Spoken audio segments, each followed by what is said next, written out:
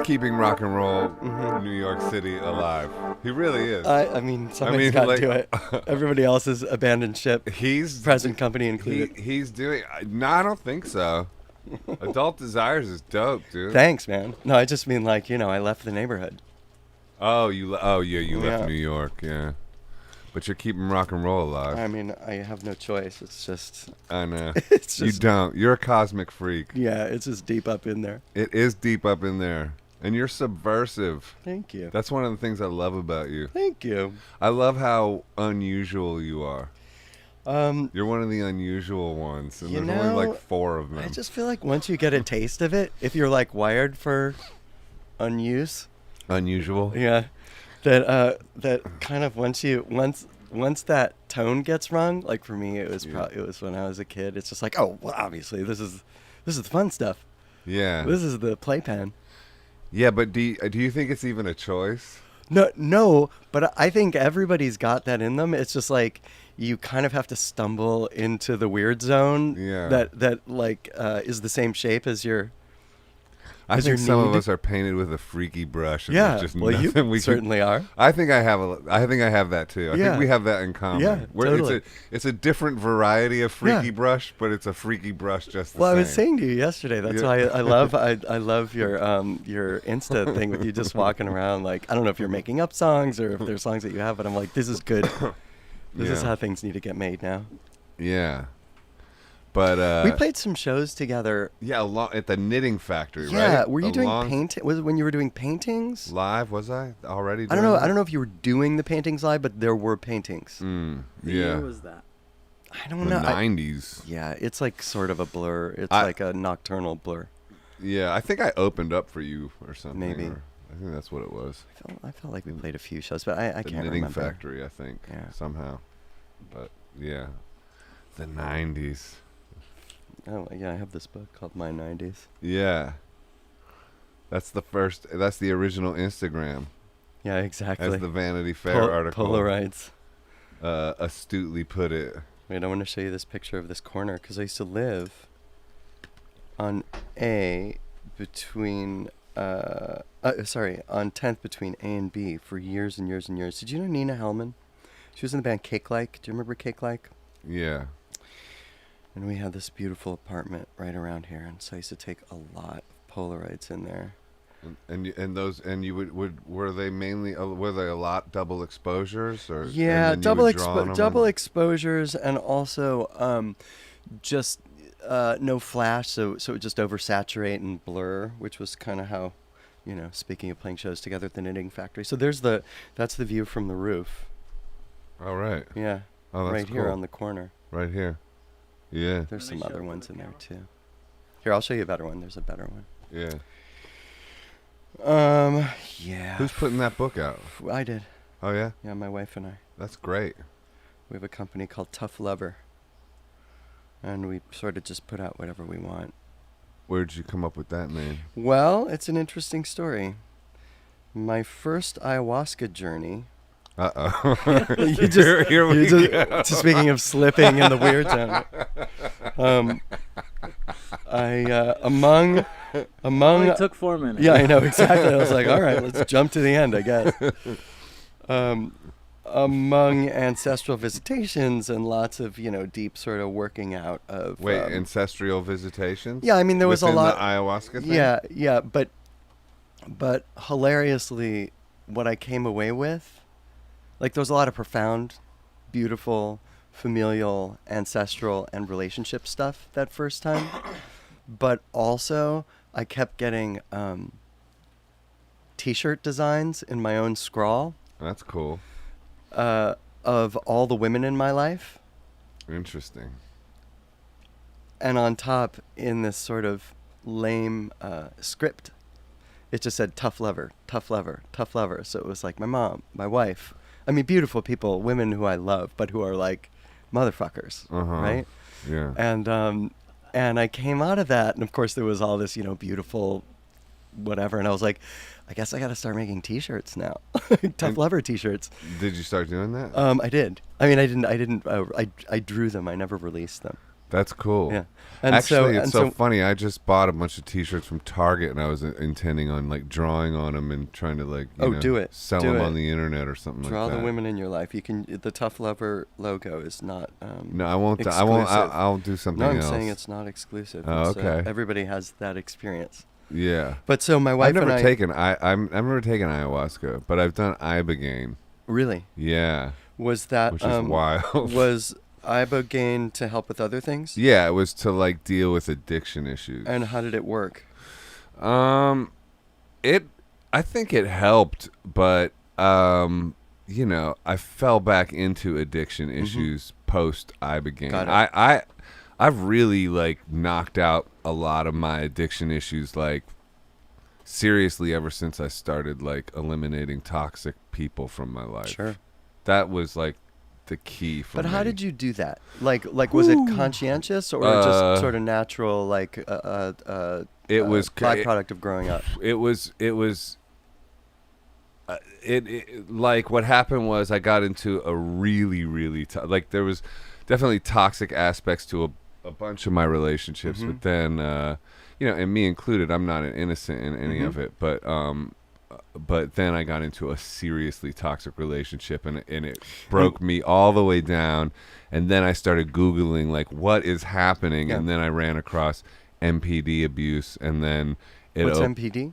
Narcissistic personality disorder, abuse, and then that opened up a whole can of worms. And then I started doing things like practicing setting boundaries with people, and then that had a whole domino effect, and then some outlandish behavior came at me, and then I went through a period of like isolation and wildness for a couple years, and then slowly rebuilt my wildness, meaning I was like in a, you know, I've gone no contact from my family of origin and all kinds of like real heavy duty.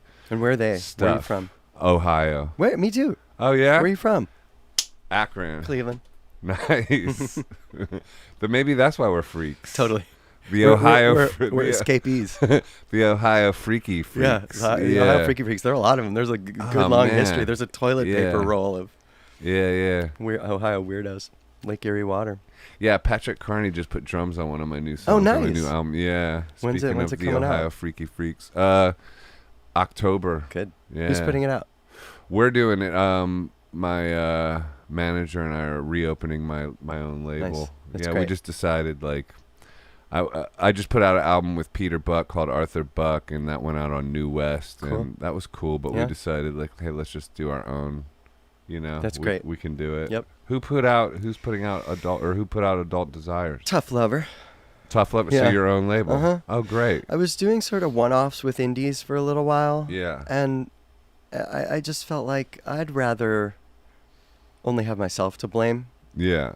Well, that's it. I mean, I think it's all about self-startup, like even doing like this podcast and just like, you know, making your own platforms and, you know, getting banned from your own platforms. It just feels good. Yeah, getting banned. You get to get banned from like the official ones and then make your own in rebellion. I'm actually starting a podcast of last night, the sort of vocal improv, the vocal looping improvisation bookends of the show.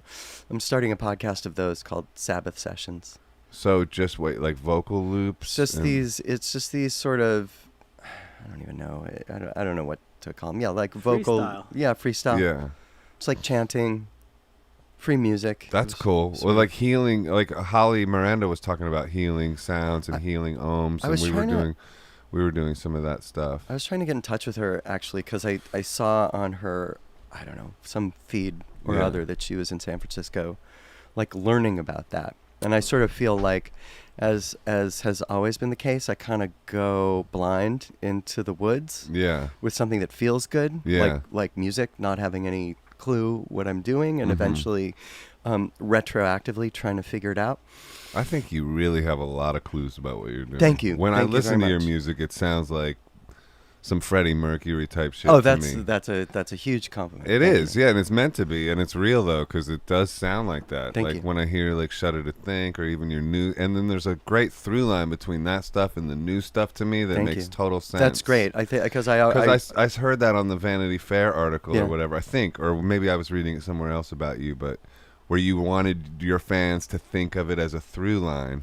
it just all It's feels very like one obviously gesture, right? It very obviously is. The to me the big difference is obviously Shudder To Think's like the we were hard heavy, chords, like heavy guitar. It was but a like to 90s me thing. that is like I could wear this or I could put on a T-shirt, and to me that's the difference between hard edged rock Yeah. or acoustic, Yeah. because It's the still vocal Joseph and the Arthur.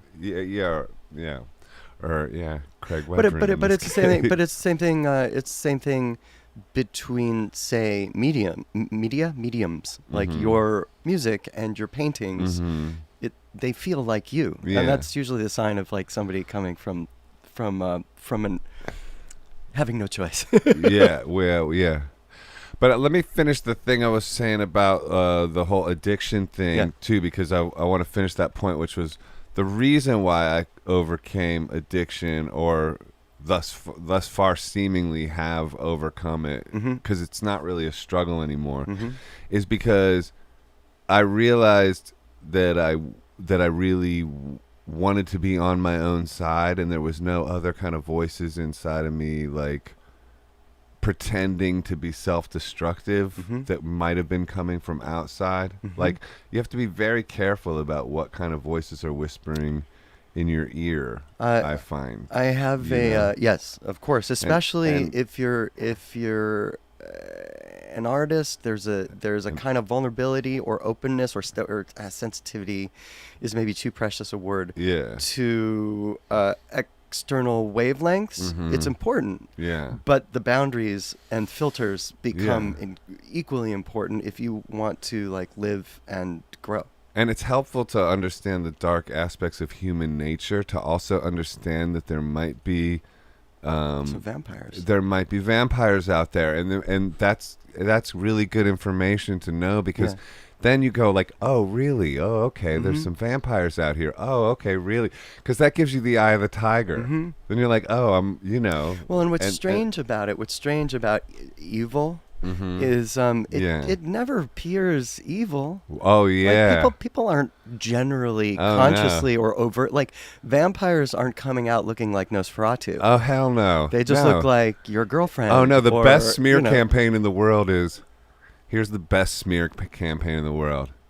Ehud, I'm really kind of worried about Craig. Right. I'm, Really? Like, what's Ehud, going? What did you hear? I'm just so concerned about Craig, Ehud. Yeah. What's He's going been- on with he's- him? He's really been, I'm just really worried. Yeah, No, tell I me- don't. tell me the I heard stuff. that too. I don't mean to be like, no, I'm concerned. Yeah. This is like personal. That's like the concern. greatest smear campaign ever. Like, It's- it doesn't come off like, man, Craig's a jerk. You know, that's it's like not the, evil. It's like the missile launch. You're No, like, where it's are like- these tentacles coming from? So many, it's like octopi.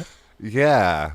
And if you don't operate that way, and if you've been groomed a certain way, you're absolutely blind to Yeah. it. You just are, because, especially artists too, like, a lot of times we just get our fulfillment just by making stuff, and kind of that fulfills us, but not everybody has those gifts and that blessing, or they don't allow themselves to. Yeah. And I don't buy that there's anything such thing as a not creative person. Sure. Everybody's creative. Yeah. Just some people are using their creativity for darkness. Well, but also it goes back to what we were talking about before, where we are fortunate enough that we sort of stumbled into the bullseye where we sort of recognize ourselves in our work, or that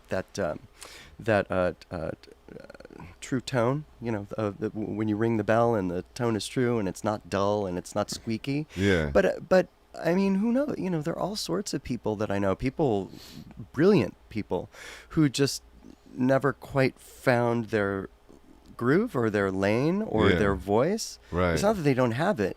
It's just that they were not as fortunate maybe as we were Yeah. to like find this thing that we could frankly obsess over for a lifetime and Yeah. enjoy. and then sort of stumble into some kind of success that enabled us to keep going. Enough to be able to be sitting in the basement of Coney Island Baby. Yeah, that's true. So so have you done the ayahuasca kind of situation a lot, or? Yeah, I mean, I would say for like the last 7 years, I've been doing that work. It feels kind of like, adult. It feels like an extension of therapy, or rest, exercise, diet, meditation, medicinal plants. Yeah. It's hardcore. Really, it's not for the faint-hearted. But by the time I got into it, I was sort of done. I never had addiction issues, but I've always been attracted to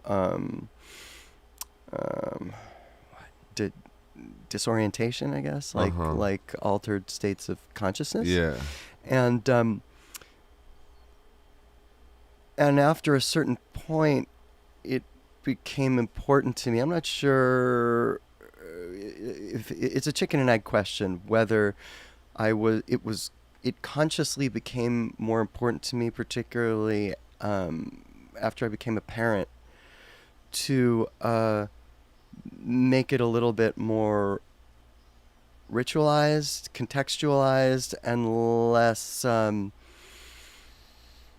careless, carefree, sporadic. Yeah. Less of a party, more of a seance. Exactly. It was sort of diminishing returns. I mean, music. What about microdosing or any of that kind of thing? I've experimented with microdosing too. Yeah, that's helpful. I've found psilocybin to be really, really great. Connects you to your heart. 100%. To me. And to my heart, and just to like a sort of more lateral way of thinking, especially because I do a lot of my bread and butter is composing for film and TV. Yeah. And the parameters are very, very strict, right? And there's it's a business, and there are a lot of rules, and there are a lot of meetings, and there are a lot of phone calls and a lot of notes. Yeah. And so it's important to me to maintain access to that sort of lateral thinking, is the best way I can describe it, that has always informed my favorite states of flow, or just music making or writing in general, where I might be looking directly at the I might be staring directly at the skull, but the information about what the interpretation information is coming from my periphery, where I'm not quite focused. It doesn't make total sense, but whatever. It doesn't matter. Slightly complicated. So it's like when you're working on something, if you stare at it too directly or too intently, it can lose. Right. Can lose I know what focus you mean. in a weird way. Yeah. And so the inspiration kind of comes from the gray zone of the periphery, as it were. Yeah. Or it's like looking at the word cat and loses, then all of a sudden that's not even a word anymore. Yeah. So it's like, what I like about microdosing sometimes is that it kind of still allows me, even in like during a very rigidly focused, organized day, where I've got like thing after thing after thing after thing, and deadlines and assignments. It allows things to still kind of come in through my periphery. Yeah. I don't know. Yeah, it's just a different perspective. It is hard to talk about it, but it's different perspective. It gives you maybe a different perspective. Yeah, totally. Yeah. It loosens the ropes a little bit. Yeah. Which is good, because they can get pretty, like, I don't know about you, but I get stuck in the same old moves and the same old habits, and then I get sick with myself, and so it's nice to get a little bit of inspiration, information. Yeah. Which I think that can help with. So on your podcast of like the sort of soundscapey vocal things for that, are you going to also speak about them, or is it going to be like sonically, just sonic texture podcast? I think I'm just going to talk for a couple minutes beforehand. Be like, here, because context is so... context informs the improvisation. So, and I try to, when I'm recording them, I go... So the mic goes into the looper. The looper goes into a little Zoom recorder, and the Zoom recorder, it's like 4-track Zoom recorder, but then there's also an ambient mic on it, so you can hear the environment. I always mix the environment in. So, for instance, last night, you'd be able to hear the Hooligans. Yeah, the Hooligans. Right? That was funny. Sing their chants. It was great. And then, if I'm in the woods, you get to hear the owls or whatever. And so I think it's more, I'll probably just talk for a couple minutes about, like, here's what was going on. Here's where this took place. Here's when it took place. Here's roughly what was going on in my mind and in my life then. It's yours to do with what you will. Oh, that's cool. Yeah. And then you're releasing it so people can utilize it. Or yeah. Well, when I sort of made up the form, or when the form revealed itself, I'd always been working with loopers. It's a unique idea. Thank you. Yeah. It was kind of in response to what we were talking about, which is this like very rigid way of assignment-based work, right? That's in film and TV, where I got to fit 30 seconds of romance, drama, heartbreak, and isolation into the course of a scene between two actors, which is super fun, but a very different assignment than, writing for oneself, a song for a record, which also is structural, but a different structure, the sort of verse, chorus idea. I was just fed up with, I just wanted some free music. Yeah. But I wanted to be a new form of free music. And also, I was thinking a lot about when I started doing Sabbath sessions, I call them. When I started doing Sabbath sessions, it was sort of the death of the old model music business. And when MP3s and piracy and, Napster and whatever else. And I was thinking, what happens when music becomes completely decommodified? Because we grew up in the era of the most commodification. Yeah, we just took it for granted, right? Oh yeah, we definitely did. But I guess it's going to come back around, apparently. Well, I guess people are start paying us. We'll see about that. We'll see about that. And so I was like, well, what was music originally for? And I was like, oh right, it was like ritual, religious. It was microdosing. Yeah. Right. It was a way to kind of unhook. Healing. Yeah. That's so interesting. The correlation between what we're talking about and what we were talking about yesterday with Holly, because we were doing mantras and stuff like that. Do you mess with mantras? When I meditate, I meditate and have a mantra. But it's not out loud. Oh, okay. Yeah, because I experiment with a bunch of different ones on YouTube and whatnot. Ho'oponopono is one of my favorites. What's that? You know that? What does that mean? Well, that one's just like, I love you, I'm sorry, please forgive me, thank you. It's beautiful. So it's like, I love you, I'm sorry, please forgive me, thank you. I love you, I'm sorry, please forgive me, thank you. That's perfect. I just like saying it just because it clears the energy too, just even right now. I love you, I'm sorry, please forgive me, thank you. I love you, I'm sorry, please forgive me, thank you. I love you, I'm sorry, please forgive me, thank you. Yeah, and that kind of takes you, so then you take, it empowers you. Yeah. Because it's a mantra about forgiveness. Yeah, and it's also very, even just then, it's like humbling, or it's just. Well, yeah, that's just it. There's a surrender to it. There's so much power in it, and it's just so simple. Have you ever tried it in the mirror for 5 minutes? Oh, I should do that. Try it. Yeah, but I mean, I do apply it to myself. I apply it to God. I imagine God saying it to me. I apply it to the toxic people who I've let go of, to forgive and understand. I just saw something on Instagram today about forgiveness. You can forgive the pain beneath the acts, but you don't have to forgive the act. Forgive the act. Sure. Like that's what forgiveness is forgiving the sort of... Forgiving the essence. Forgiving the essence and understanding that, if somebody's got a personality disorder, this or that or the other thing, it's not really their choosing, but that doesn't mean that they didn't do some despicable garbage. Exactly. And that they would do it again. Like, you don't be a dupe. I went through... with your forgiveness. Yeah, right. And that's sort of forgiving yourself, too. Yeah, and forgive yourself. Yeah. Or wait. For being a sucker. Yeah. I mean, we all are. Dude. What you were saying before, it's like if you're sort of wired for openness, and you're accustomed to, especially if you're a singer, and have had any and you're lonely degree of and you're success, needy and you want friends. you're accustomed to adoration and you were a nerd at and school. approval. Exactly. And I remember after Shudder I To hope Think Craig broke up, likes me. yeah, I mean, I still have that, but Yeah. I just love that part of me now. I'm like, oh, sweetie, you know, you're not, Yeah. you're no longer allowed to steer the ship, but like, I love you. You know what I mean? Like that do you talk to your inner child and stuff Oh yeah, like that? yeah, for sure.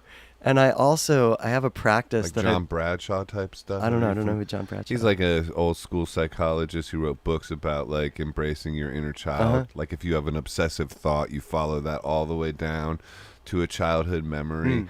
You go back as yourself to that inner child and you say, "Hey, I'm here for you now. It's cool. Yeah. I love you. You can let it go." And the more work you do that way, then all of a sudden that obsessive thought just sort of goes away. Yeah. And it really works. Anyway, sorry. No, that's okay. I have done a little bit of that. I also have a practice that I learned from this radical rabbi in Venice, California, named Mordecai Finley. He's Mordecai. He's like an Irish Israeli rabbi, and he used to do these meditation talks on the east side in Silver Lake.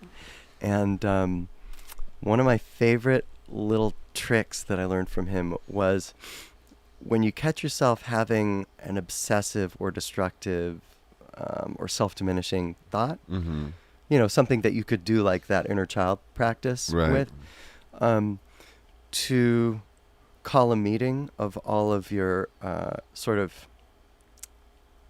like ambassadors, like each aspect of your personality is like a different ambassador from a different country. It's like the UN, right?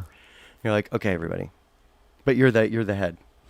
You're like, all right, everybody, let's just like sit down and have it out. Who has something to say?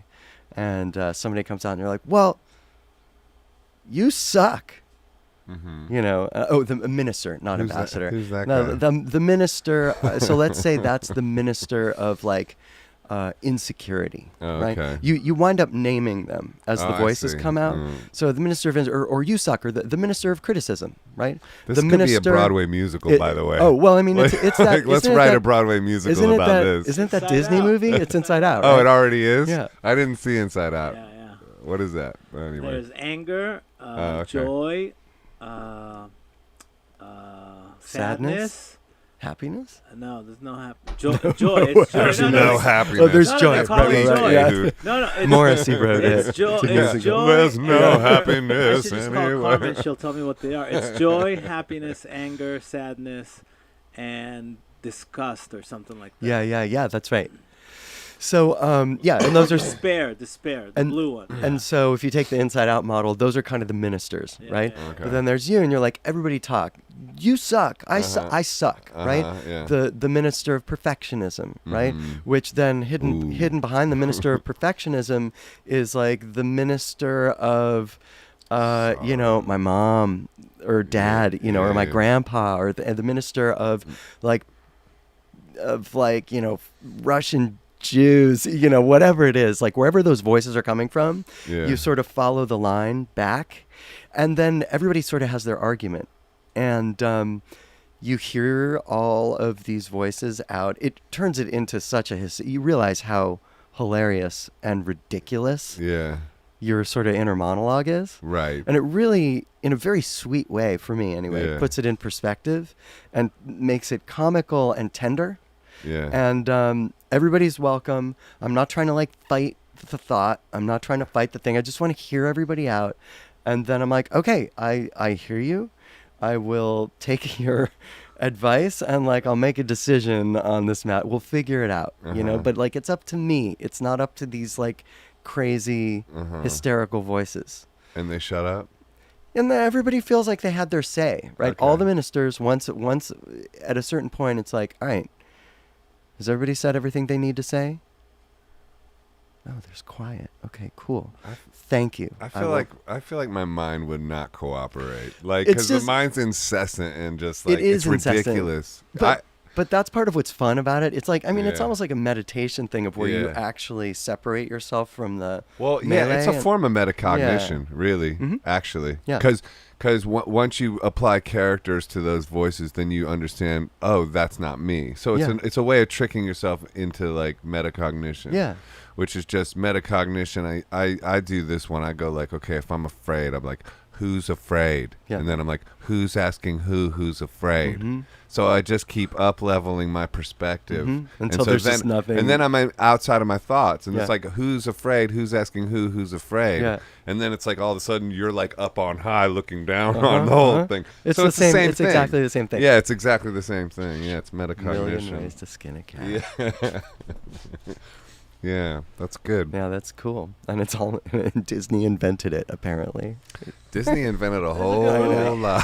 Yeah, I didn't love that movie when it came out, but it just really sticks with. I mean, it's really smart the way they organized it. I'd like to go back and watch it now. You should. What's it called? Inside Out. When did it come out? 6 years A while ago. ago. Oh, Yeah. that's cool. Lewis Black is the voice of anger. I know Yeah. that. Huh. And it's about a girl who's 8 or 11 or something like that. Yeah. Well, it's funny because there are videos on YouTube discussing everything that's messed up about that Yeah, movie. sure, You should sure. watch that. Yeah. How I think I read some articles about the yeah. things that it sort of got wrong, like the sort of dangers in There's- buying yeah, too hard but- into Inside Out psychology. I'm not gonna go over them because I don't want to misstate them, but it goes deep. Yeah. It goes very deep. Yeah, but I admired the fact that they didn't keep it light. They went there. no, they went like dark, it's depression and it's the sort of pre-suicide conversation which is happening it's culturally right almost now, and there, that's yeah. not traditional Disney territory. So good on them.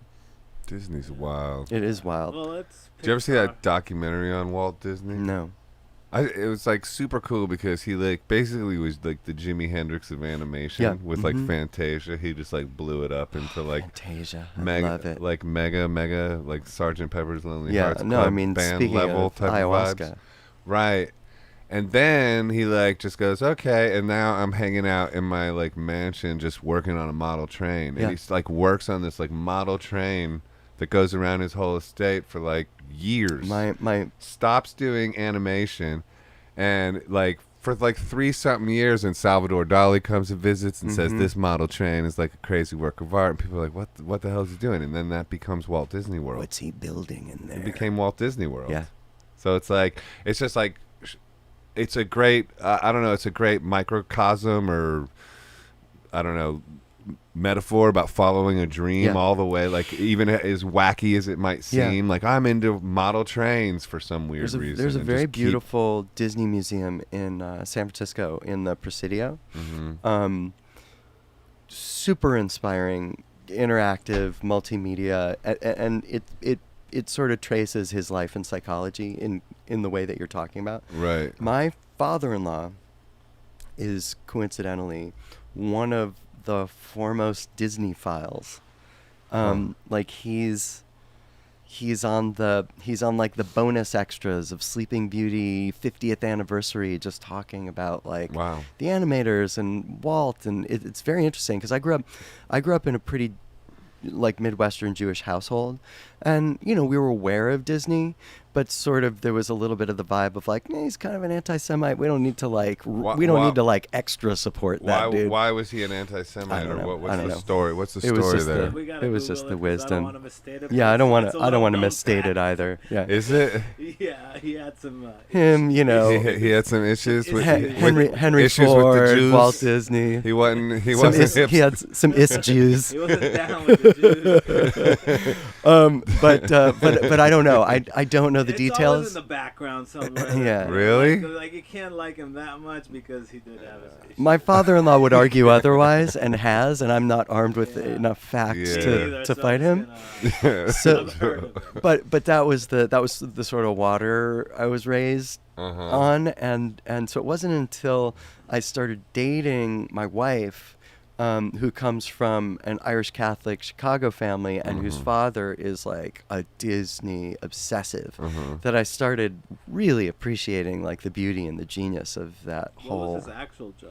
Disney was a fan thing for him. Yeah, right? Disney was a fan thing from when he was like 9 years old, right? And he grew up in like a poor Irish Catholic household in Chicago with like 9 siblings. So I mean, you needed something to escape into and obsess over, and his was movies and Disney. But then he was a conservator at the Chicago Institute for like 35 years, a paintings conservator. So it all sort of connects. Yeah, makes sense. Alive? Oh yeah. Mm-hmm. Does he still follow Disney movies? Oh yeah. No, Is he still an anti-Semite? I mean, he hates me. That's all. No, he loves me. He loves me. I turned him. Oh yeah. So what's your health regime, and are you into fasting and everything like that? I've been doing intermittent fasting lately. Yeah. Where it's mild. I have my last bite of food at 8 p.m. And then I don't eat a bite until 10 a.m. the next day. Okay. I feel great, actually. Yeah. I mean, I had a massive heart attack. That is a mild intermittent fasting regime, by the way. It's mild, but I mean, it's not hardcore. But it's 14 hours a day, and it gives your body time to. Yeah, because I wanted. What about between 10 and 8, 10 a.m. Between 10 a.m. and 8 p.m. I can eat, but I mean, generally speaking, I've been eating pretty healthfully for a long time. I had cancer in the 90s. That's what I was getting after that, because I was wondering about that. I mean, it's basically veggies, good proteins, low sugar. Sugar's the poison. Sugar's the poison. Sugar's the worst. Uh-huh. Yeah, I've been starting to knock that out, and I feel so much better. I felt so much better when I stopped eating bread. Mm-hmm. Yeah, and when I stopped eating sugar, I was like, oh my God. I know. That's like the whole thing. I'm like a couple weeks into that, by the way. I'm just figuring that out. I mean, I still, I dive in sometimes just because sugar tastes so sweet. Well, I noticed you were drinking some wine, not to call you out. No, it's cool. That's some sugar. I had stopped drinking altogether for a couple of years, and I felt great. But I come from a family who loves having a drink. Yeah. And I missed it. And I really didn't like the feeling of having to prohibit or inhibit myself socially. It was sort of like, meh. But then I had a heart attack after Thanksgiving. And the doctors were all like, you can have a couple glasses of red wine. I was it's supposed to be good for a heart attack, right? So they say. So what happened there? How did that happen? Well, everybody's best guess is that a combination of genetics. My mom's side produces crazy cholesterol. I knew my cholesterol was really high, but because I'm otherwise pretty healthy, exercise, diet, meditation, not a lot of drugs and alcohol. Yeah. Doesn't matter. What's that? It doesn't matter, yeah. Well, so the genetics were intense, but my doctors were like, look, we need to address the cholesterol issue, but you seem really, really healthy, so let's not dive into hardcore statins, is what they're called, like Lipitor and stuff like that, cholesterol drugs. You'll probably wind up having to go on them eventually, and you'll have to stay on them the rest of your life.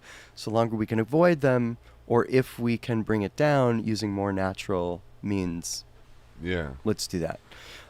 Not knowing that my artery was, 99% blocked.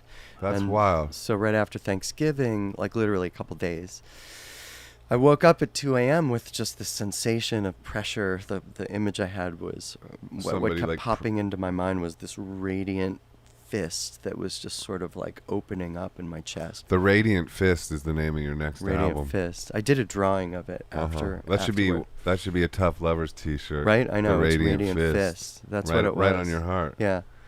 Powerful. Not like anything I'd ever experienced before. And so I couldn't, it was very disorienting because generally we have a framework for sensations. It's like, oh, this feels kind of like that, therefore it must or might be this X. Yeah. But this was, I just didn't know. It was almost like, it was dreamlike in that sense. So what'd you do?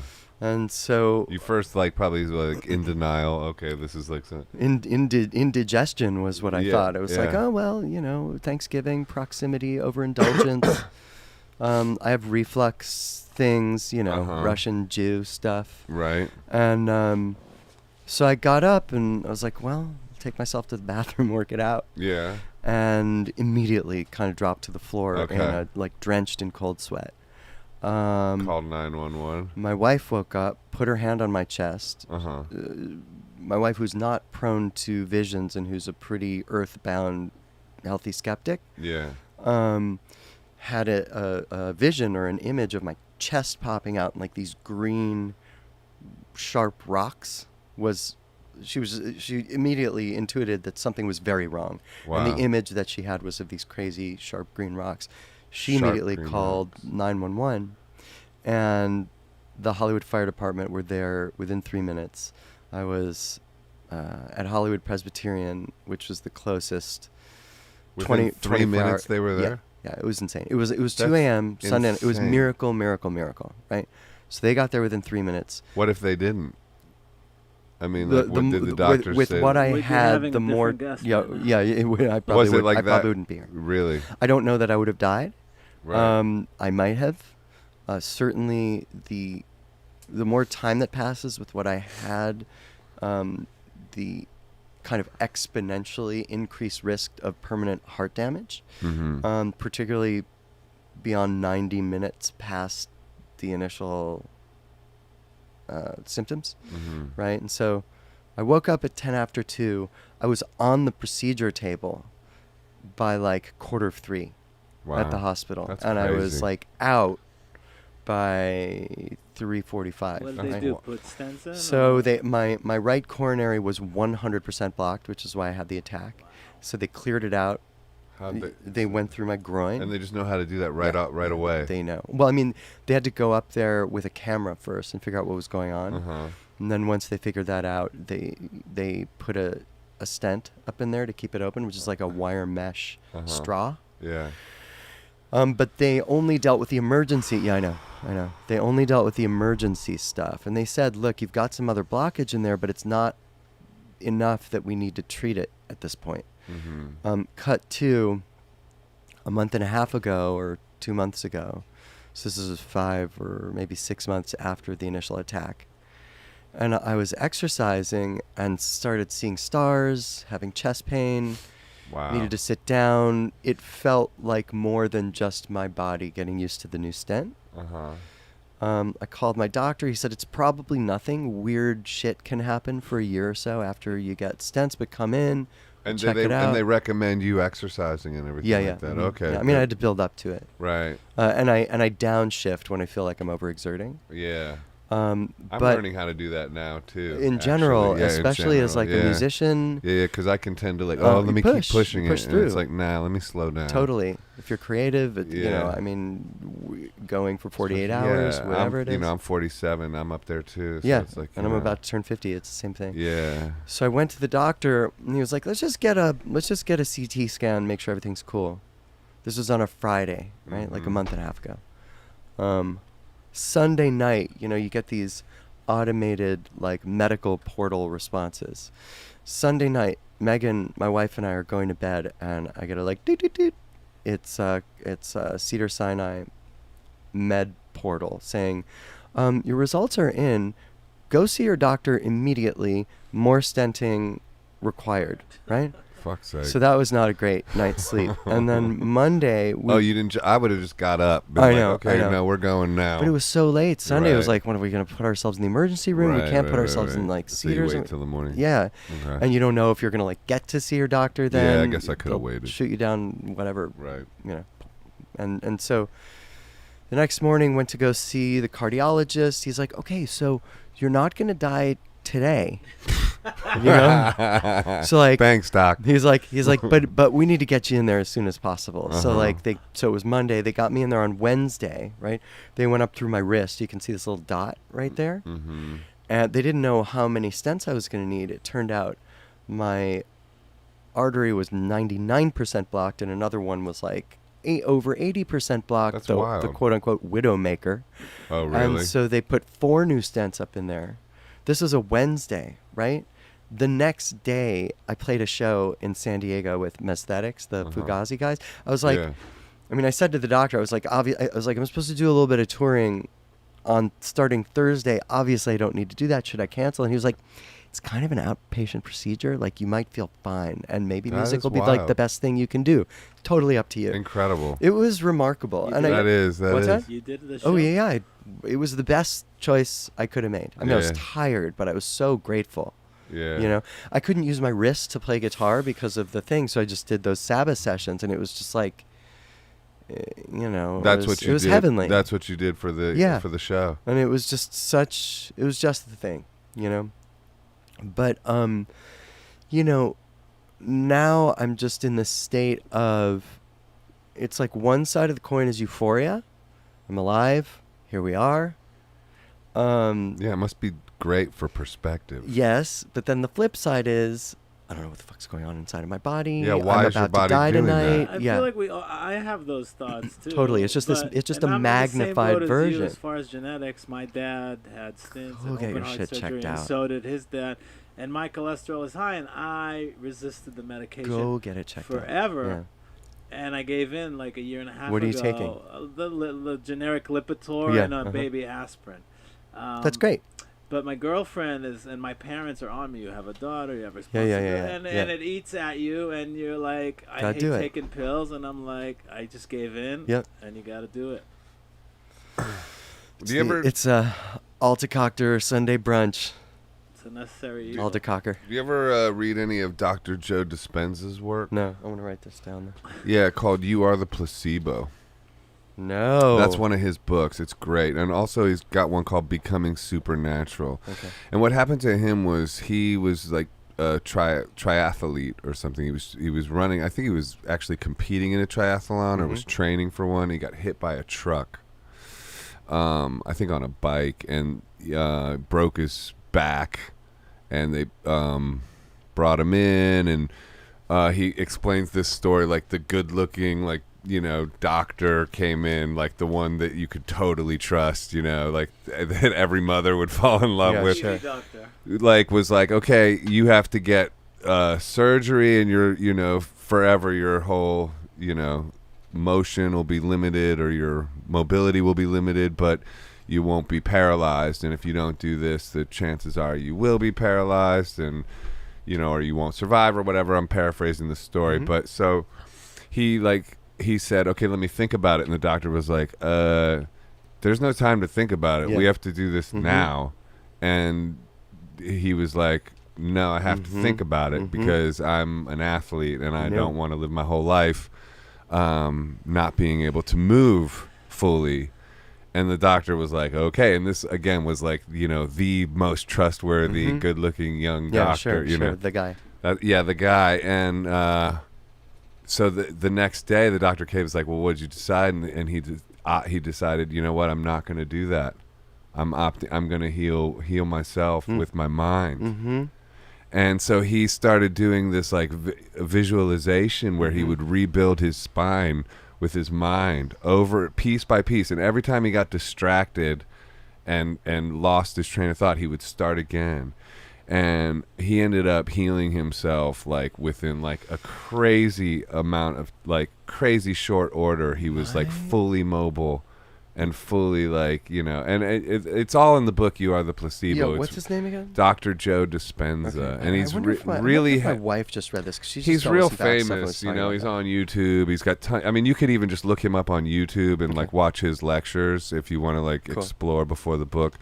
And I can text you a bunch of them or whatever. But it's real fascinating, and it's real heavy into meditation and just how like you can heal yourself. And I definitely, when I was going through a lot of that trauma I was talking about with like family of origin stuff and all that, like over the last few years, I've been incorporating a lot of that kind of visualization, meditation stuff. Are you back in touch with your family? No. No, but I'm back in touch with myself. Right on. Back in touch for the first time? Yeah, back in touch probably for the first time, yeah. Does it change your music? Yeah, I would say so, yeah. Like, I think the new thing I'm getting ready to release is pretty up there, you know? So I'm, but yeah, I'm just curious about those kind of things, like, because, I don't know. I thought you might be interested in that kind of stuff, just like because you've overcome so much with the cancer and stuff like that. Yeah, and I'm totally interested in it. Yeah, cause fasting too, which is like creates autophagy. You know what autophagy is? No. Autophagy is when you fast. You're like your old like fucked up cells. All of our cells get fucked up and get old. And if you fast, all your healthy cells start consuming all the old ones. Right. Well, so that's your body that's starts consuming all the dead, the bad cancer stuff and all that that's stuff. That's why they say fasting's great for cancer. It is really, really powerful. And dry fasting, too. I did my first dry fast, which is no water, no food, nothing. For how long? I did it for only 1 day. It's hard. But still, that was hard. And I've done like a water fast for 7 days, and I did one where for you only 3 have days. water Just for 7 water, days? yeah. How'd you feel? I mean, kind of. What it does is it puts you into like a real spiritual zone. It's kind of a high. So it becomes addictive. Fasting becomes addictive in and of itself because it is a spiritual high. So are you? And it also sucks. Yeah. Are you going about your basic daily activities? Or are you sort of like restricting? Sorta. I mean, sorta and sorta no. You like some people just lay around. I think that's harder. Because you're just thinking about it. Yeah, I did, but I want to do a longer dry fast. I think it's just real interesting. That's fascinating. Yeah, that is real. Like, that's real powerful. It's interesting because your body, like, it starts consuming all the fat, all the dead cells, and then your cells create like water too. And 1 day of dry fasting is the equivalent of like 3 days of water fasting. Interesting. And your skin starts getting all these oils coming out of it, and it just stem cell production. It produces so many stem cells. Interesting. It's real interesting. You were talking about cold showers earlier too, which was making me think about mitochondria and getting rid of like all. Like they say that if you do like a minute-long cold shower every day, it gets rid of all of the mitochondria in your skin. What's mitochondria? The things that age you. Oh, okay, good. I'm probably getting that like that is like the dumb dude's version of it. I like dumb dude versions. Okay. I'm all about that. But that's basically what Talk to us. That's Talk to us. You're in the right place. Okay, good. You've come to the dumb dudes. That's what this 4-year-old and a 5-year-old. That's what this vein. I'm glad you guy made thinks. me 1 year older. Yeah, than you. exactly. Wow. Very mature. I'm not sure that's true, but okay. We almost called this the Dumb Dude podcast. Dumb dude. Anyway. But Joe, the dry fasting, is it once a week? Is it every other day? Like, cause I wanted to try it that way, but I did it once, and then I was. So it's like Yom Kippur once. It's just the same. The Jews do it. Yom Kippur's hard though. I always found Yom Kippur to be really hard. Yeah, I gave up on that when I was 13. Yeah. I used to cheat. Cheating on Yom Kippur is like the best feeling. But is it recommended to do it like once a week? The dry fast. I mean, I think that would be super good for anybody. Once a week. I mean, it's hella discipline. I mean, that's a lot. It's a lot. It's not easy, but it's definitely super healthy for your body. I'm 100% sure of that. I mean, for the record, I'm not a doctor. For the record, I have no medical knowledge whatsoever. I fast. It feels rad. FYI. That's my empirical. But it does make a whole lot of sense, and you could tell, it rejuvenates. It's like a reset for your spirit too. Do you ever listen to or have you ever read anything by Mark Hyman? It sounds familiar. He's sort of a functional medicine guru. He has a podcast called Doctor's Pharmacy, FARM, and he talks a lot about fasting and who doesn't have a podcast? Dr. Hyman. I know, it's incredible. We all do. This is the new world we live in. I know, it's fun. Hey man, I'm not mad at it. Where do you consume podcasts? On YouTube or on like iTunes? No, I just whatever, like I guess it's the iTunes one. Whatever came with my phone. Audible sometimes. I'm mainly on YouTube. Yeah, me too. I'm a YouTube obsessive. I don't really do YouTube. Oh man, YouTube. I do in the studio, I guess. YouTube is my jam. I was just listening to Sam Harris's podcast over here. He's my favorite. Oh yeah. Yeah. He's an atheist. He is an atheist. Are you an atheist? No. I mean, I don't know. I don't know what I am. Yeah. I'm a believer. I mean, I am too. I'm a believer. Then I tore her face. Now I'm a believer. He's talking Justin Bieber, believer. Yeah, and then I'm a believer. I'm a believer. Yeah, nah, but I'm a believer. Like, what does that mean? Well, it's just, to me, I believe that this is created by a creator. Mm-hmm. Like, it doesn't make sense to me that something comes from nothing. Mm-hmm. Like, in the Big Bang is like suddenly there was an explosion. Yeah, you're like, what? Like, okay, What that's was before science. that? That's there not was some very, material. That's not reasonable. Right. Like, science should at least be reasonable. Right. To me, like, and there was nothing, then there was something. There was something, nothing, and then something. there's something. Yeah. It's like, okay, that's fine. Yeah. Maybe that's true Mm-hmm. too. Like, I'm not saying I know. I'm not like one of these people that like knows and you're doomed if you don't think what I think at all. Like, think whatever you want, and I might be wrong. But it's just like, I don't know. You have to have faith. Even if you're an atheist, that's a wild kind of faith too. Yeah. Like, and to me, that's a crazy kind of faith. But here's the thing about like, so there's no faithless belief. No, there's no faithless belief. Nor You do know? I think atheism. It comes doesn't in make one sense. comes in one color. It's Yeah. like Sam Harris, for instance. This is a very spiritual guy. This is like a See, I don't really know that much about him. yeah. I mean, this is like a meditator and a conscious, the sort of metaphysicality of consciousness. I mean, this, He's into it's consciousness. not. Yeah, he's into the mind. and he's The into thinker. like deep spirituality. Oh, okay. It's just but he just doesn't think there's a creator. It's just more. I think it's more. And I certainly don't want to put words in his mouth because I'm sure I'm getting it wrong. But it's more that Judeo-Christian God stuff. Yeah, I find that atheists just don't like the Bible, really, Yeah. right? Which I mean- they're organized religion has a lot of problems. Oh yeah, I agree with that. I Yeah. think organized religion does have a whole lot of Yeah. problems, but I wish we could just kind of strip away the rotten meat and like keep the good stuff, because there's good stuff in there, but we just seem to run with the bad.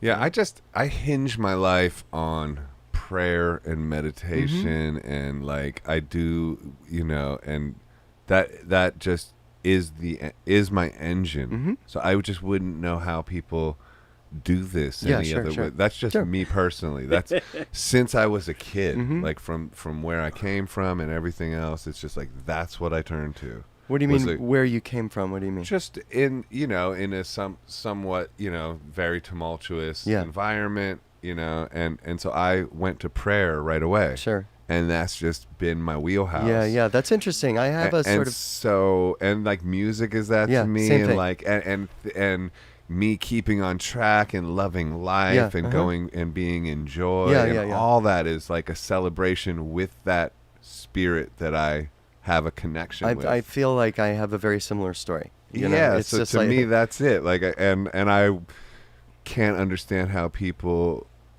do this without that, but Yeah. that's my experience. Sure. And I understand people do that without this or do this without that. this guy right here. This guy, He's like, fuck it. I just don't. Yeah. you know what? I believe in the spirituality of everything, but I just don't. It doesn't happen in my life. Yeah. Maybe my life is dull, but there's no. think it has so much to do with just I personalities. hear these stories from Joe a lot because Yeah. Joe is all about that, and I never get. I don't have that experience. Yeah. I don't know what That it feels transcendent like. experience? I don't know that mine. Same with you have addiction. I wouldn't transcendent even say experience, mine's right? transcendent no, or I'm not talking anything. about just like I feel like there's you have a certain great- feelings yeah. that I don't like. Same, I say this story about addiction all the time. I don't know What Yeah. that's like. I don't know what that feeling. Yeah, where yeah, you sure, want sure, that sure. beer or that Yeah, joint. yeah. Well, I it's don't know called what a it feels- God-sized hole. I Ehud. know, but I don't know what it feels like, and I can never relate to it. I could never. I don't know what it's. I don't know what Yeah, it's yeah. like. Yeah. And I'm Jewish, quote unquote, Yeah, yeah, and my girlfriend is like Catholic. And there's that argument. Maybe it's in your house too. What is the kid gonna be? Yeah, what is the and, kid? And in a way, I probably shouldn't be telling the story. Why not? Let's get the camera on you, though. Is Yeah. that when my daughter was born, her parents wanted to baptize Yeah. my daughter. Now, when my mother heard about that, she almost had a heart attack Sure. and just was like, it was That bummed her out. my father understood. My mother was just like, because they were persecuted Jews in Iraq. That would have been very, And they don't very understand, intense for like, my Jewish parents. Yeah, like some Jewish, unfortunately, some people have the background where they were persecuted Sure. for being Jewish, and then to them that if you abandon that, it's the end of the world. Yeah. Like their whole life they've fought for Not this. even abandon, but yeah. but like bend or deviate. Yeah. Right. And I'm not a practicing Jew because I grew up in Israel, and you're sort of because you're self-loathing. You're Jew. exempt. No, you're sort of exempt. Yeah, I know. You're just. I'm from there. I don't do that stuff. Yeah. Like Jews in the States go above and beyond, like things I would never consider doing. So they wanted to baptize her, and I sort of I signed off on it. I was like, fine, but that's where it ends. Like I don't want to hear anything after that. Just don't talk about Jesus, right?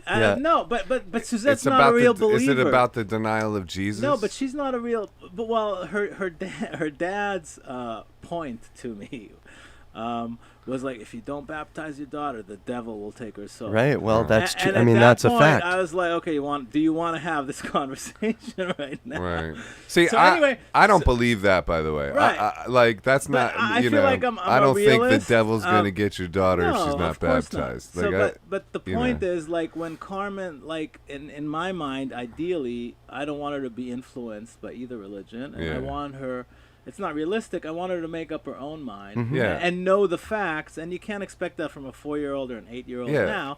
And the facts as laid out in the Bible. Right. Well, and she always asked me, what am I? And I was like, Carmen, you could be whatever you want. Yeah, it's about a I met your daughter. I love your daughter. Yeah, she's beautiful. And in the back of my mind, you met her. In the back of my mind, I always go back to John Lennon. And this is like in that song. No, he's like, I don't believe in Beatles. I don't believe in Yoko. I just believe in me. Yeah. He says, but he believes in Yoko. Yoko and him. But I'm just saying.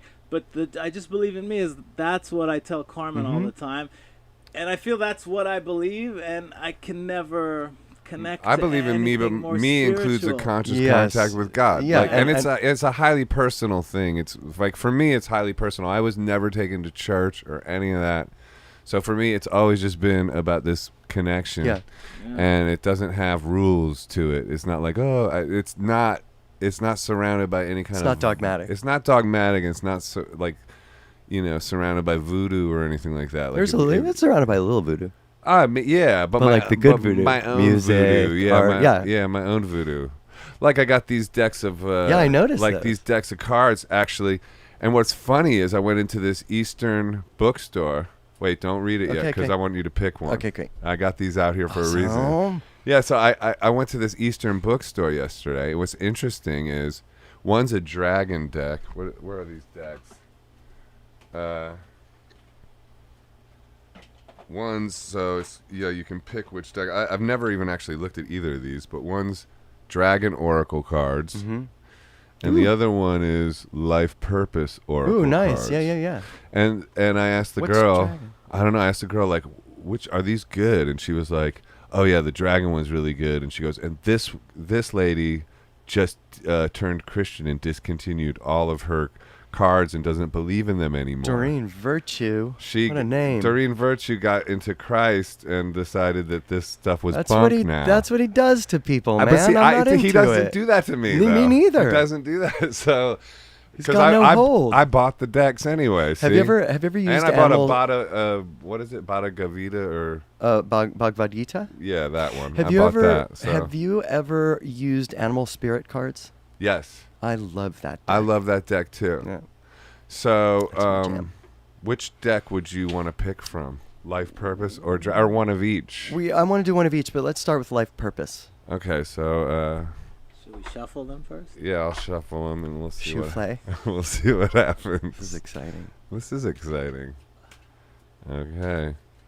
Let's see what happens. Go for a swim naked in the East River. Okay.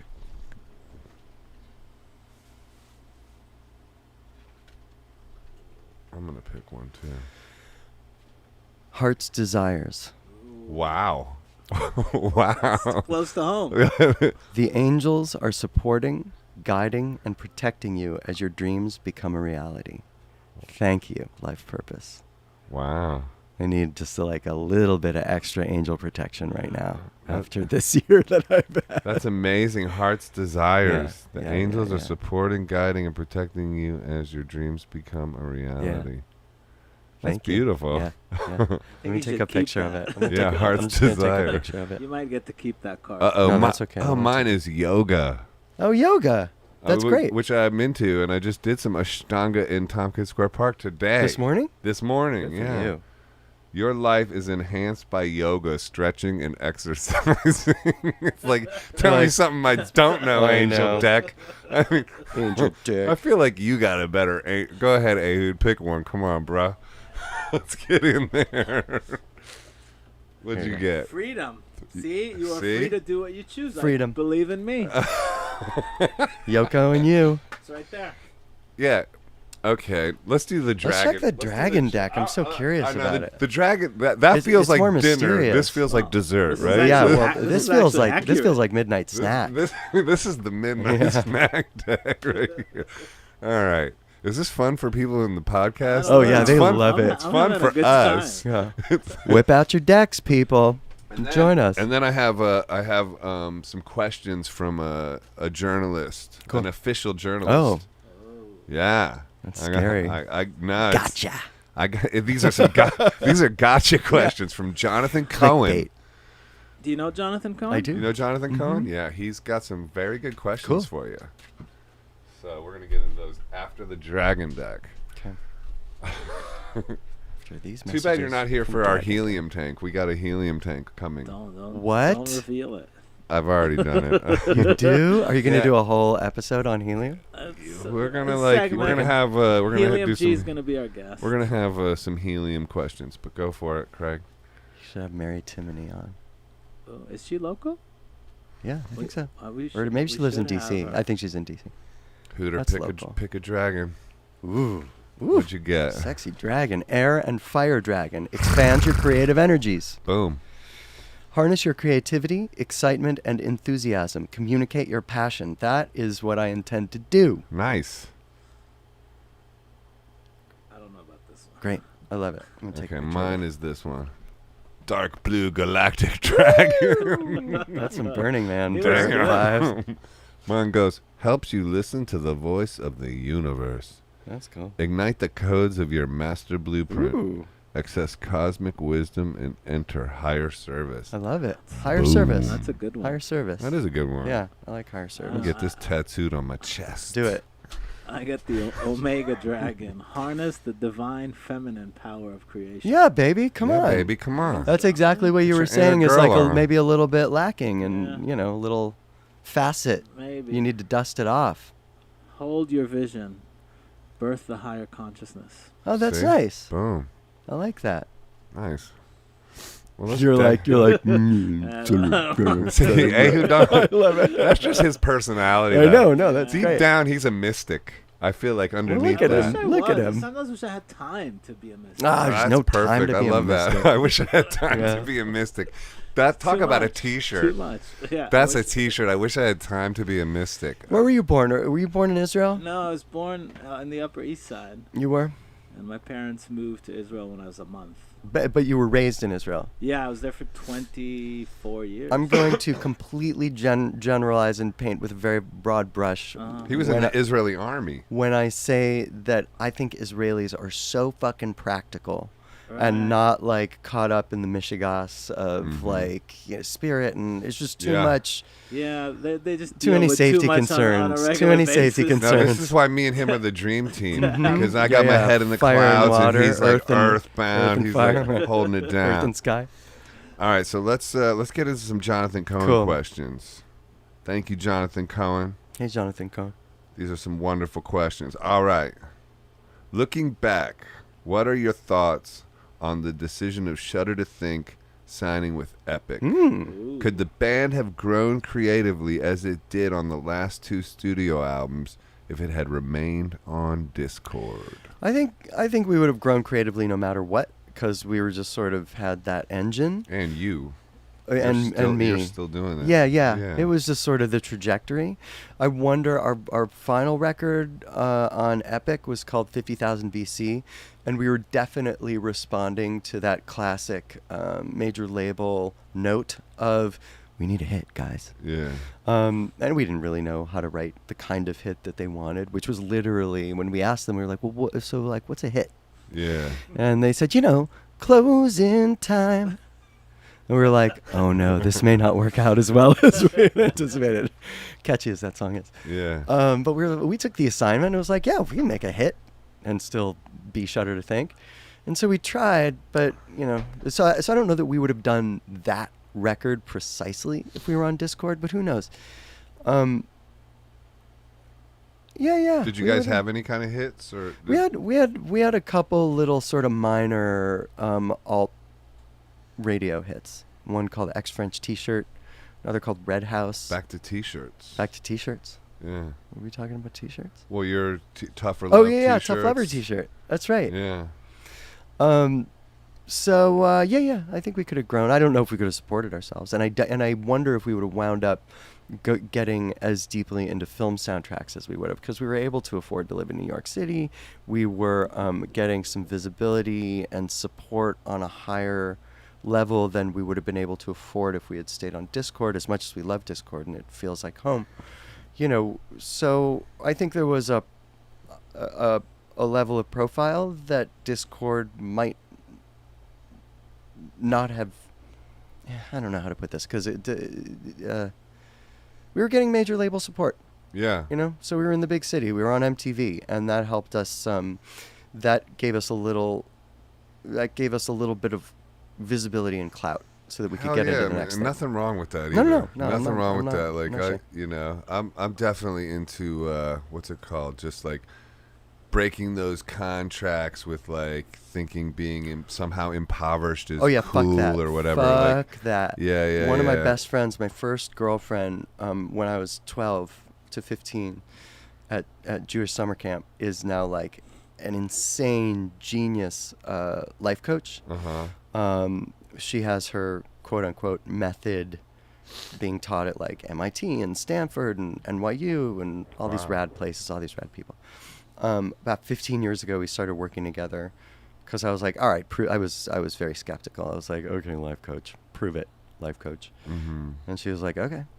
And the first thing she dismantled was the whole like punk ghetto art commerce bullshit that we were raised with. Oh my God, the just 90s? Like blew it up. And I was like, thank you for blowing that up, because it doesn't serve anybody. I wish that got blown up a long time ago. Right? I know, we got raised with that wrong. I mean, it went from like Rolling Stones, like Keith Richards, like that, what do you call it, mythology of like the self-destructive rock star, into some Kurt Cobain type shit. Also just fucked. And it's just like, and it's like that, now, like I'm working with some younger artists now, and they're all into they're on point with their brand. They're on point. Oh my God, it's so crazy. It's like, it's so the opposite of that.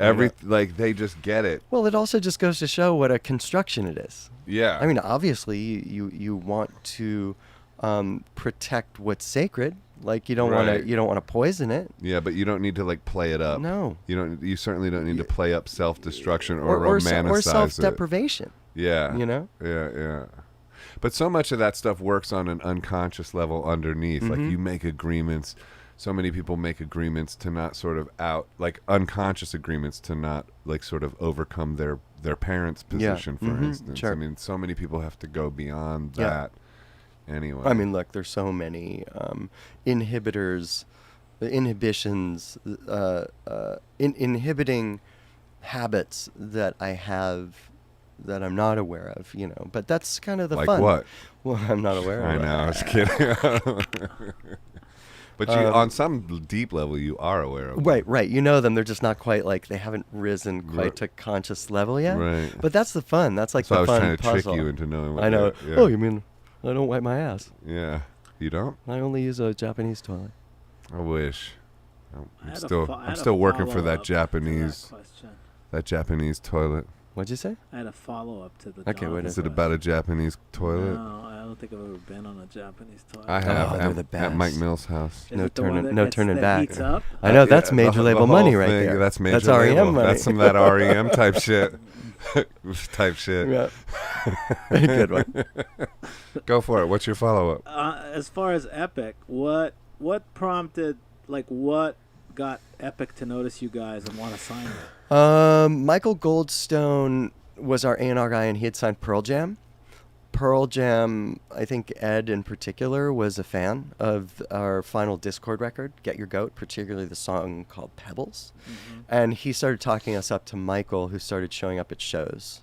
That was that weird moment where you could like get a record contract on the corner of 10th and A. Right. And so, you know, sort of, and that's why Pearl Jam took you out on tour? Yeah. I mean, a lot of big bands liked us. We were sort of a band's band. Mm-hmm. We were very musical, and we were just musically ambitious. And original. Yeah. Bands like originality. Yeah, totally. Yeah. Other artists like artists that are original. Yeah. That's it. And so it was good. I mean, we always had it real good. But Michael started showing up at shows, and by his own admission, he at first didn't really get quite what we were doing musically, but he saw the way fans were responding. Like, we had really, really, really, really deep fans. I think you still do. You still do. Yeah. Even at the thing yesterday, they were there. Totally. And for which I am so grateful. And always have been. And so, and it's interesting, you know, going out and playing some shows now and doing this photo thing I've been doing, reconnecting with fans. Not everybody's older, and seeing kind of what everybody turned into. Yeah. There's some really interesting characters out there. Yeah. So Michael, like a good A&R person should, connected with the fans connection, and he was like, "Oh, this is something. If we can cultivate this, like this could really be great." Right. You know, and they signed us, Epic, to their credit, based on the material that became Pony Express record, which was far and away our most difficult record. Yeah. Least accessible. And last follow-up. What's that? Last follow-up, did you guys break up and that's why there were no albums on Epic, or did Epic drop you? No, we broke up. Actually, my contract, and I think maybe even Nathan's contract with Epic stuck for a little while. Okay. But then everybody just sort of let that quietly dissipate. No, they didn't. I mean, they made it very clear that if we were going to make another record, it was going to be a whole different ballgame. And by that point, it was like new metal, and you know, it was like Korn and Tool, and on the heavy side, on the heavy weird side, it was like Korn and Tool, and then on the pop side, it was like boy bands and stuff. So, you know, I don't know what we would have done on a major at that point. Well, this goes to this one. Do you have any thoughts onto why rock music seems so much less popular with young people now than it did even a decade ago? I don't know. I mean, a decade ago, it was like retrograde, right? It was garage, right? So you had like White Stripes, Black Keys. Yeah. Black Keys are coming out with a new thing. Yeah, I know. And those are some fucking great bands and great records, but it still was like taking an old thing, right? Mm-hmm. Trap music is fresher. It is. It's just more creative. It's more psychedelic. It's more fun. I've been working with some people doing that, like this artist named Grandma, and just younger people doing it, and it does have this great spirit to it. That's like, it's more creative. Yeah, it's just where the energy is. Yeah, it's where it's all that it is. Where the energy is, and it's where the ideas are. You know, and whatever. I'm always attracted to new ideas and fresh sounds. Yeah. Just like, ooh, something that makes my brain tingle, my ears tingle. And guitars don't, you know, you gotta be really special to find a new facet. Well, you just have to have music. Great songs. You have to have. So many people don't have great songs. Yeah. If you're gonna do it on an acoustic guitar, it has to be a great song. Yeah, or you need to be saying something new with the guitar, which is tricky at this point. Which is tricky. Honestly, too, though, even if it's trap at this point, because trap isn't really new anymore either. So and everything sounds like that. And that has to be great songs, too. It always just has to be great songs. Yeah. You know? I think it's going to come back around to I rock think and roll, well, too. Anyway, I think people it oscillates around. You need to take a break, and then people come up with fresh, sort of recombinant ideas. Yeah, you know, absolutely. I mean, there's some good guitar music now. It's not popular, right? You know, well, who are some of your favorite new acts? This new Aldous Harding record has really crept under my, you know, like right into the little hole in the back of my skull.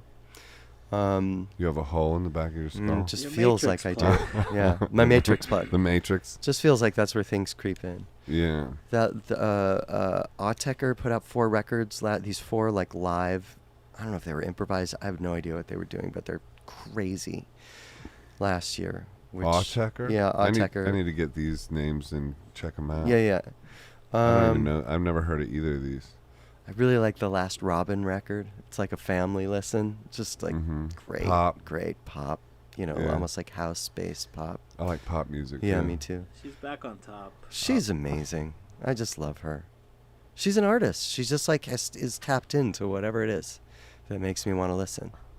There's a lot of records. I've been listening to a lot of good stuff. Those are the things that come to mind, though. Okay, and then you were one of the first indie rock musicians to transition into film and TV score work. Do you have any tips for musicians who may be attempting to break into the field but don't know where to start? Yeah, find some friends or make some friends who are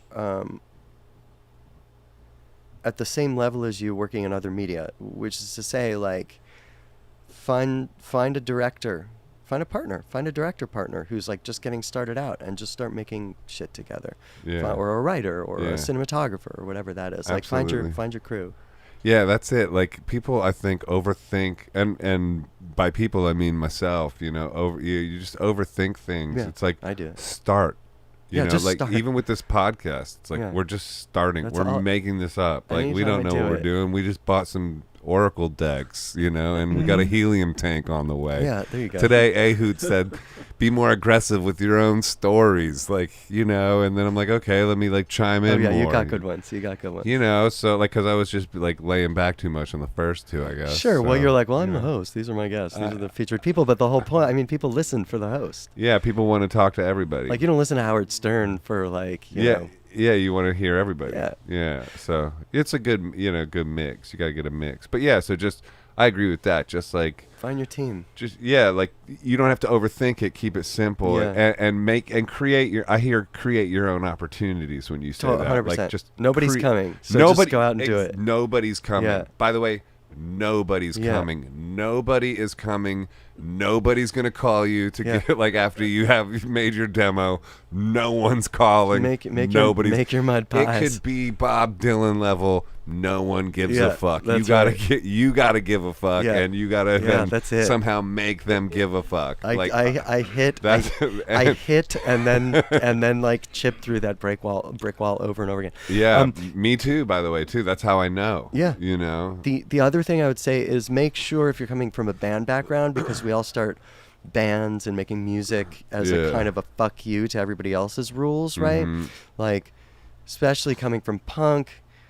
It was like, don't tell us what to do. Right. Well, you better be the kind of personality who likes to be given direction if you're going to go into film.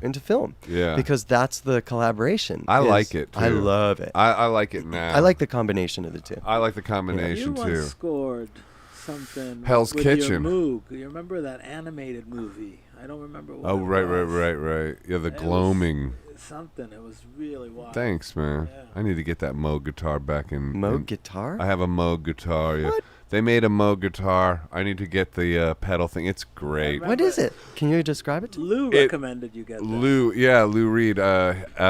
He had one, and I'll tell that story where he told you that you need to buy this, and then we went to Asheville. That's right. And I went to Asheville, and basically the Moog guitar is it's basically like, you know what an EBow is, obviously. So it's like an EBow on every string resonates all the time, and so it's like it's an EBow for 6 strings. Dude. I've been literally, bro. It's incredible. When it's I first started getting into EBows, I was like, why don't they fucking make these for 6 strings? I want all the strings. Dude, this is it. It's and it's beyond that too, because you can decide how much not to self-promote, but self-promote just the same. Like, there's on YouTube, there's a version of me doing Shock the Monkey, shot by Anna Gabriel, Peter's daughter, and I'm doing it just with the Moog guitar and my voice, and that's a real good example of it, because it sounds like layered. It's because also you can have just the guitar sound with the underneath thing. It does this all. Is great. This is very exciting, bro. It's incredible, and it's real expensive. And then once I got it, $2,000. No, it's like it was like more. I think I can't remember. And I got it 35. Yeah, something maybe 4 something. I don't know, but I got it. And now you probably get one used. I don't know, but they don't make them anymore. So now they might cost even more. Maybe I haven't looked it up. Why would they stop making something like that? I don't know, because it's not a synthesizer either. It's a weird offshoot, you know. But I texted Lou after I got it, and I was like, I'm having buyer's remorse from this thing. And he goes, and he just wrote back, like, why on earth would you? That thing is godly. And I just remember, he used the word godly, too. So I was just like, you know. Okay, I'll take it from you. I'm like, you know what? Yeah, and it really is. It's a wonderful instrument. For you, it would be incredible. Oh, my God. For so psyched. For scoring, it's like, I mean, that between that and your vocals. Unique character, it sounds like. Oh, yeah. And then there's also another setting on it where it's very muted. Everything's pizzicato. Like it's like the opposite of resonant, which is also very interesting. But yeah, between that and your vocal looping, and also for your podcast, you could have a segment with the Moog guitar, which would be wonderful. Non-vocal. Yeah. Rad. I remember that whole trip. That was pretty wild. Yeah, Asheville, and I got the Taurus pedals, and I had to, Anyway, so let's see. And is there any unfinished business with Shudder to Think, or any cool recordings from the proverbial archive that might be of interest for future release someday? What about to sneeze?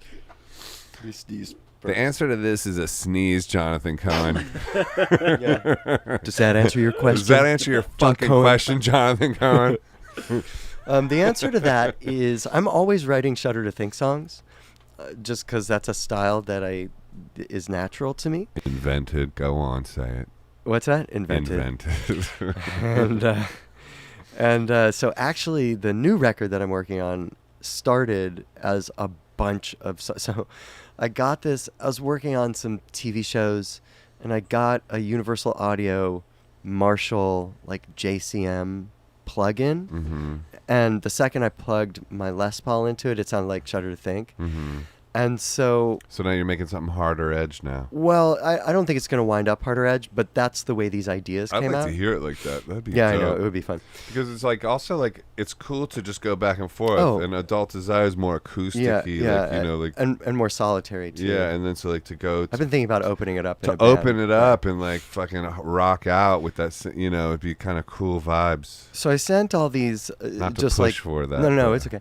It's good. That's actually helpful. Yeah. I sent some of these sort of scratch ideas and parts to the band, and I was like, guys, these are Shudder to Think. Like this is Shudder to Think music. Jonathan Cohen, he's coming back with it. I was like, come on, like let's do something.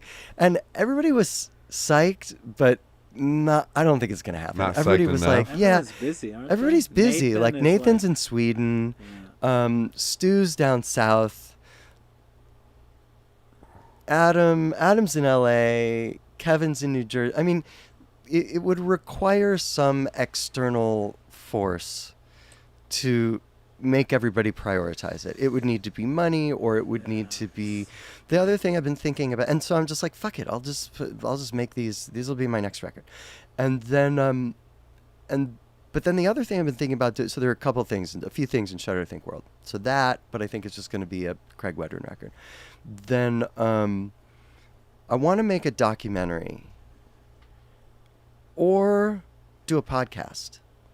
I know, Shudder to Think podcast, which I feel like is something where everybody could participate and it wouldn't be like a drag on their time or lives. And then you could still get some songs out that way too. Yeah, to like build something up that's new, which I think would give everybody the enthusiasm and impetus to be excited about something new. But so this idea of a documentary or a Shudder to Think movie would create a framework for some new material. I got all of the Discord multi-tracks digitized, and a lot of those records were just mixed poorly. I really want to remix a lot of those records, maybe even song by song, and just do a song by song podcast. which I don't know. I've got all these Shudder to Think ideas, but I think I'm probably the most enthusiastic about it because you really want to remix the past.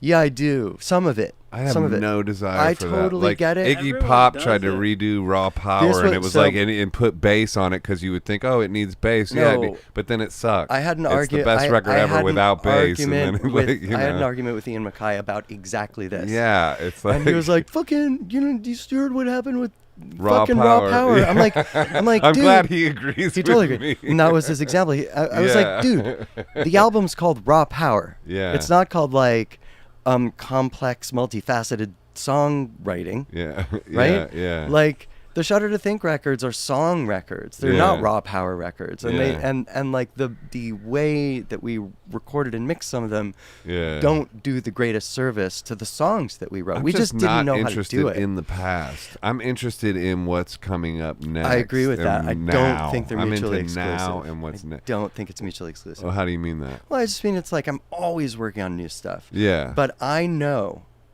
like, those songs feel very present tense to me. You know, like, I don't feel like, oh, those don't make any sense. Like, I fucking love those songs. Yeah. Yeah, they're great. And I don't feel like... But they sound great to me, too. Like, well, maybe, so I mean, that's might, the thing. That's the thing. It might just be my thing. And people have their own relationships to them.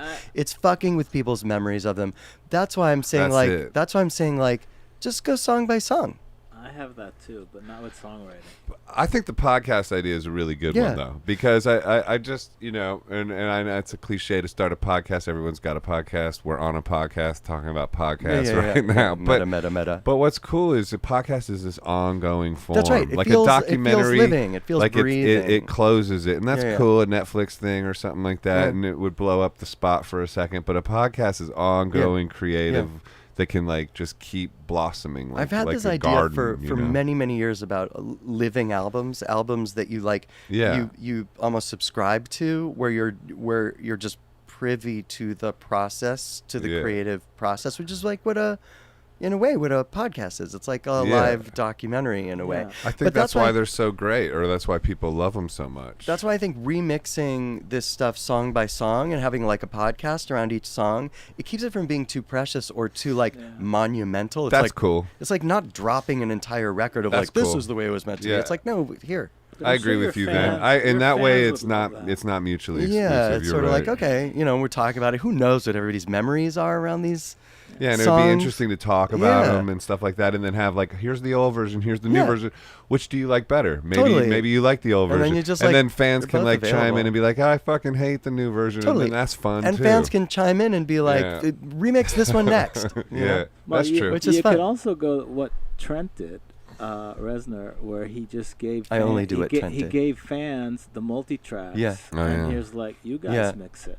Yeah, I feel like that's more interesting with electronic music. Yeah, but it's and rock and roll. I mean, that's really given people creative freedom. Here's the raw materials. Let's see what you guys can come up with. Yeah, that's true. You That'd be fun. know. Well, that was the thing I discovered when we digitized this stuff. I was like, oh my god, just the basic sounds we recorded are just so much better than the shit that we put on it in 1989, where we're like, put more gate on the snare. Yeah, but I like gate on. I like that character. 90s gate on that snare. It's got character. It's got charm, and it puts it in a sort of era context. But I don't know. And I got so many songs on my hard drive right now that I got to deal with. I know. I get find it. A release I get it. For. Well, I mean, that's why this hasn't happened yet. Is because I always privilege the new stuff. So into your photography stuff. So I heard you talk yesterday about they got that film again for your Polaroid, and you got a bunch more. I got of that. a box of it, but it seems like my camera's fucked up, so I got to get a new camera. Well, that'd be easy, right? On eBay or whatever. Yeah, I can get one on eBay. I think Guy from Fugazi is hoarding a few of those in his house. The cameras? Yeah, and I'm sure that's who originally gave you the camera. He gave it to me. And I thought maybe I had the memory wrong, and I felt a little uncomfortable putting it in my book, but he sent me an email last week. He was like, dude, I just got the book. I totally remember that. I was like, oh my god, phew, I didn't make up That's some... cool. What I'm a big Fugazi fan. I've never met any of those guys. What are those guys like? Wonderful, lovely, 1, 2, as you would 3. expect. Repeater. I fucking love that shit, dude. Me too. I saw them at the Masquerade in Atlanta back in the 90s, like for $5 or something. Show with them. It's possible. Masquerade was a cool club. Yeah, like 3 levels, like heaven and hell and all that. It was so Atlanta. There was so much goth and so much bondage stuff. Spooky. Yeah. Heaven, hell.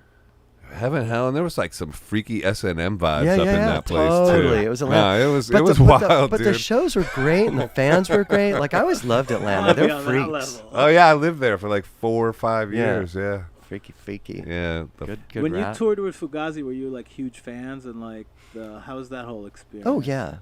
I mean, we were, but Fugazi started right around the same time as Shudder To Think. So I mean, it wasn't. We were sort of contemporaries.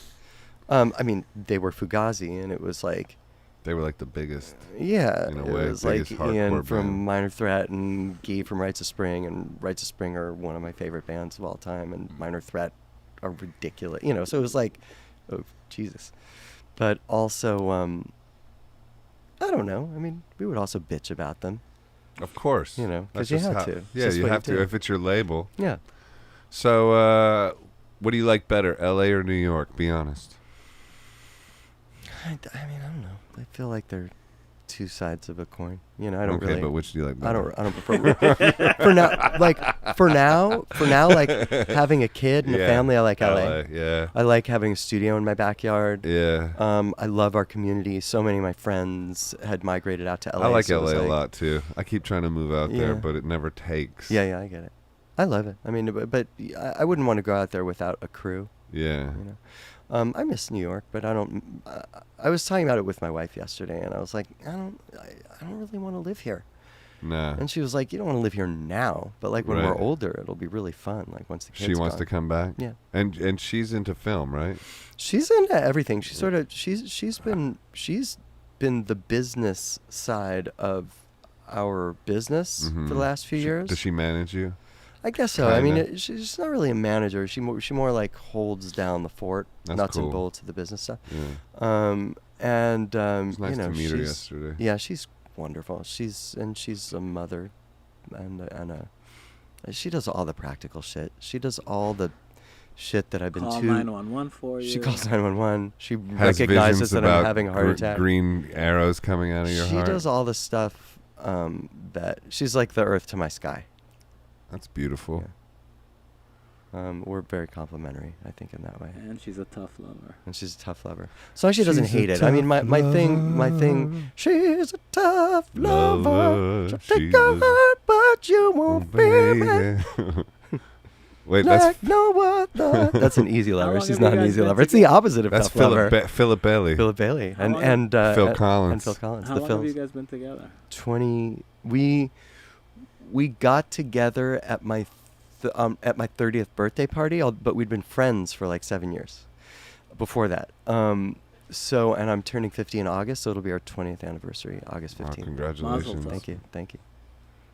And I mean, this is not bullshit. I literally never thought it could be possible to just like exponentially love someone more, but I really do. You know, like she's I don't know. That's wonderful. She's awesome. Yeah. I mean, she'll be a constant puzzle to me, which is part of what makes it lively. I'm just like, what the fuck are you? Who what? You know, but it's great. That's beautiful. Yeah. Well, on that note, that's a good note, right? That's a good note to end it, man. Note. And I gotta thank you for doing this. Oh my God, this was so great. It's really this is like great, Sunday man. morning. This is the way to fun. do it. Yeah. Brunch. So fun. Yeah. Thanks for doing it, Craig. Thanks, guys. Really appreciate you being here. Dude, me too. Yeah, man. Me too. And Ehud. Ehud. That's a wrap, y'all. Episode 3 done and dusted.